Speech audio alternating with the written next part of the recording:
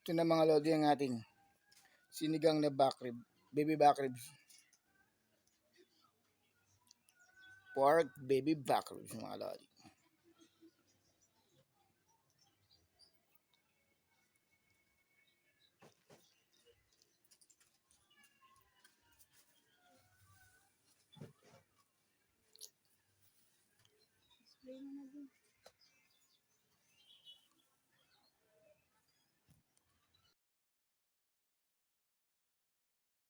Wasa-wasa mga lodi cakes. Dito po tayo ngayon sa Pampang Market.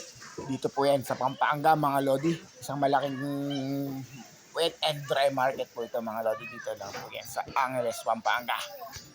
Yan mga lodi. Dito tayo mamimili ng ating lulutuin for today. Yan po ang ating baby back ribs. Yan.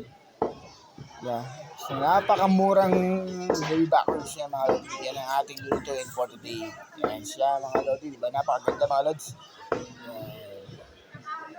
Ito yung stall ni ate. Good morning mga lodi cakes. Galing tayo ngayon sa Pampang Market. Yan. Meron tayong lulutuin ngayon. Kaso ang problema, naubusan tayo ng gas mga lods. Ngayon mag-ano tayo. Kalan uling with Lojang. Ang ating recipe for today mga lodi ay ito yung mga sangkap niya. Gabi, labanos, sili, si onying, si tiskama, siyempre meron din tayong kangkong. Alam niya na kung ano yung sangkap niyan. Kaya ano yan, siyempre. Meron tayo dito buto-buto. Hindi naman buto-buto, baby back ribs. Yan. So yung ating lutuin ngayon is sinigang na baby back rib together with Nor sinigang mix sa gabi. Siyempre meron din tayo dyan meron tayong asin mga lodi. Yan mga lodi, pinakulo natin yung ating baby back ribs na isisigang natin. Pakulo muna yan. Check natin mga lods kung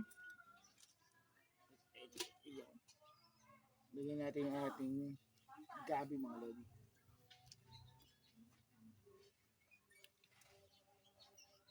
Para lumapot yung sarap mamaya.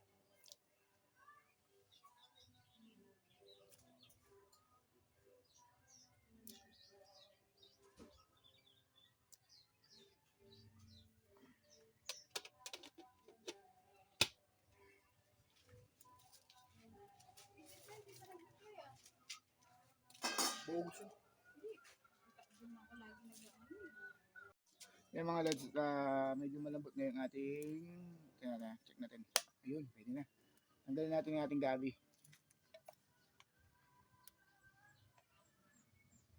Kasi ito yung secret natin para lumapot ang ating sinigang mga lods. Ganito rin po ba kayo magluto ng sinigang mga lods? Comment naman po sa baba. Comment section kung ganito rin kayo magluto ng sinigang. Sinalanggal nyo yung gabi para turugin.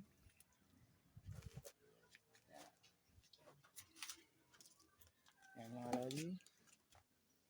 Init lang. Siguro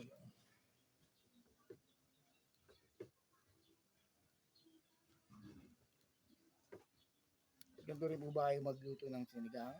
Dinudurog nyo yung gabi.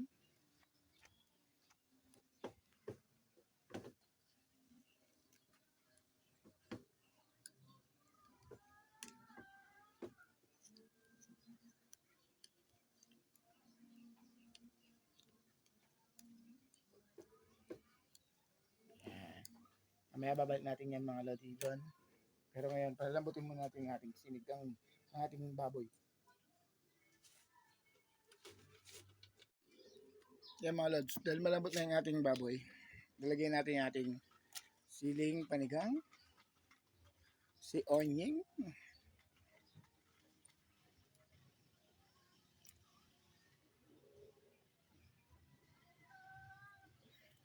at ang ating tiskama. Yung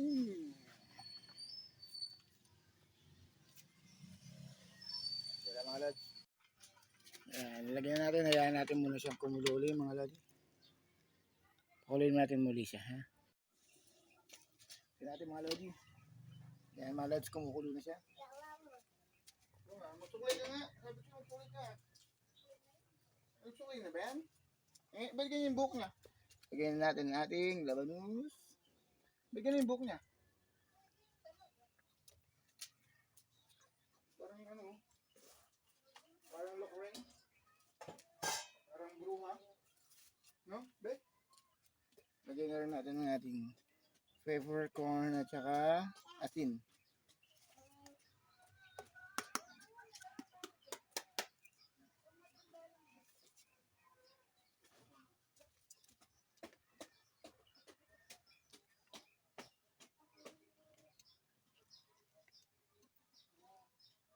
Buwan natin siya mga lods.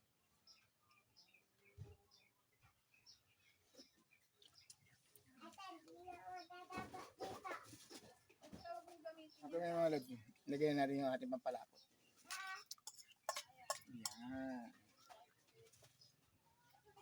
Pampalapot ng ating salaw ng sinigang.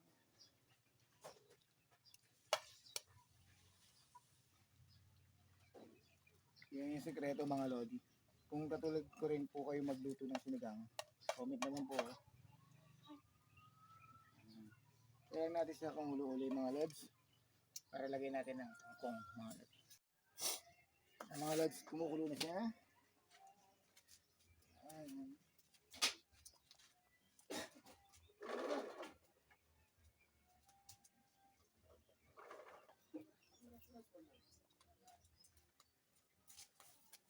Lagyan natin ang ating kangkong.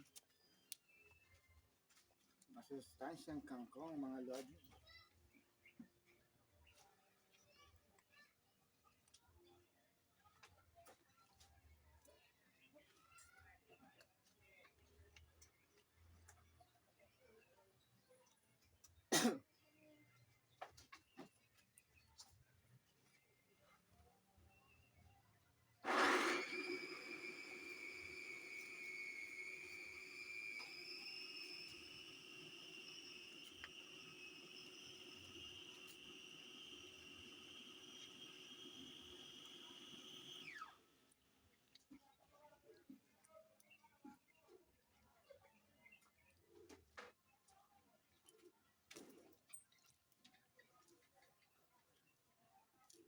Kaya lang natin siyang kumulo ulit mga lods bago natin ilagay ang ating Knorr sinigang mix sa gabi.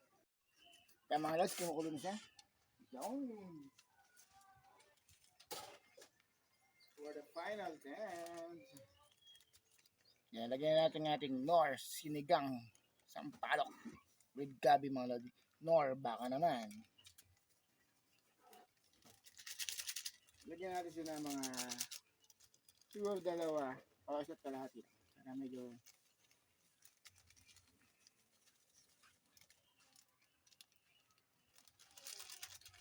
lagyan natin dalawa.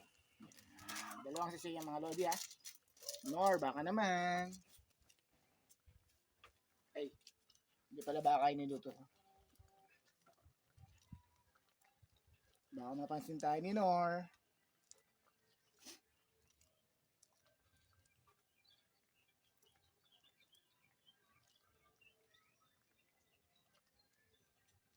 Ayan na mga lodi. Ang ating sinigang